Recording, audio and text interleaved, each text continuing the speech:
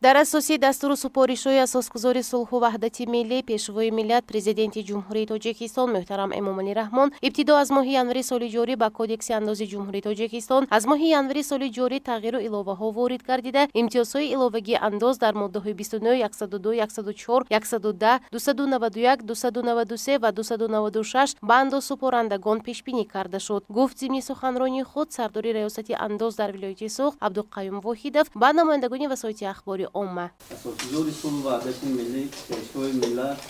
президенти ҷумҳурии Тоҷикистон муҳтарам Эмомалӣ Раҳмон ёдовар шуданд, ки дар мулоқот бо кормандони мақомоти молия, андоз, гумрук, сармоягузорӣ ва бонкҳо супориши қатъӣ доданд ва таъкид сохтанд, ки масъулонро зарур аст, ки ҳангоми таҳияи лоиҳаи кодекси андоз ҳавасмандсозии ҳисобкунандагони ватанӣ боз ҳам соддаю оммафаҳм гардондани маъмуркунонии андоз ва беҳтар кардани фазои сармоягузориро пешбинӣ намоянд. Инчунин дар асоси дархосту пешниҳодҳои субъектҳои соҳибкории хурду миёна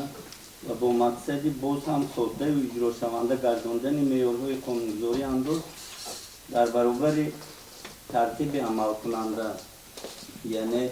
аз даромади умумии бетаҳри хароҷот ҳисоб пардохт намудани андози содда кардашуда ба андозхӯранда ҳуқуқ дода шудааст, ки ихтиёран андози низоми содда кардашударо бо тартиби нав, яъне аз фарқияти даромади умумӣ ва хароҷотҳо, яъне аз фоидаашон ҳисоб ва пардохт намояд. ҳамзамон гуфта шуд, ки дар давоми соли 2019 иҷроиши нақшаи андозҳо ва дигар пардохтҳои ҳатмӣ дар ҳаҷми 100% таъмин гардида 2 миллиарду 913 миллион сомонӣ ворид карда шуд, ки нисбат ба маблағҳои дар ҳамин давраи соли гузашта ба буҷет ворид шуда 324,7 миллион сомонӣ ёхуд 12,5% зиёд мебошад. дар нишасти матбуотӣ инчунин Абдуқаюм Воҳидов гуфт, ки аз ҳисоби маблағҳои қаблан дар солҳои 2013-2018 бар илова ошкор шуда, ки riоёнида нашуда буданд, дар ин давра ба буҷет 1,7 миллион сомонӣ ворид карда шуд, ки дар натиҷа маблағҳои то санаи 1 январи соли 2020 аз ҳисоби корҳои назоратӣ дар маҷмӯъ ба буҷет ворид шуда 47,1 миллион сомониро ташкил дод. дар нишасти матбуотии сардори раёсати андози вилоят масъалаҳои қонунвайронкунӣ ва ҷиноятсодиркунии кормандону андозсупорандагон, инчунин гузаштани кормандони мақомоти андоз аз аттестатсия мавриди муҳокима қарор гирифт. пайвасти зиёд намудани шартҳо ва беҳтар намудани сифати хизматрасонӣ ба шаҳрвандон ва андозхӯрандагон яке аз самтҳои муҳимтарини фаъолияти мақомоти андоз ба ҳисоб меравад. солҳои охир мақомоти андоз кӯшиш намуда истоданд, ки бо мақсади сарфа намудани вақти андозхӯрандагон сардори раёсати андоз дар вилоят Абдуқаюм Воҳидов ҳамзамон ба чанд солҳои дигари намояндагони васоити ахбори omma посухҳои мушаххас дод. осебпазирии андозхӯрандаҳои мо ва ё ки ғанӣ гаштани мо аз бисёр ҷо вобаста ба ин корхонаи муштарак, аз ҷумла шумо ишора кардед истихроҷи маъдану фурӯши хокаҳои об. бинавози бо вазъият дар чунин ҳолат аст,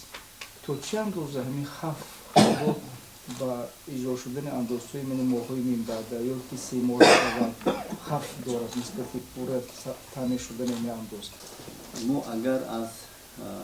корхонаҳои амалкунанда бо ҳисоби соҳибкорони инфиродӣ ва хоҷагиҳои деҳқонӣ гирем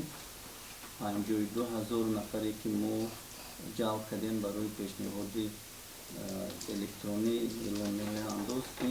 зиёда аз 60%-ро ташкил мекунад. дар Фарҷом сардори раёсат аз намояндагони расонаҳои хабарӣ хост то дар таҳлилу баррасии мушкилоти соҳаи андоз маводҳои таҳлиливу танқидии воқеъбинонаро бештар намоянд, то норасоиҳо бартараф гардида соҳа боз ҳам ба дастовардҳои назаррас ноил гардад. гузориши Парвин Аҳрор ва Нодирин Насимзод барои барномаи иттилоотии Паёми рӯз.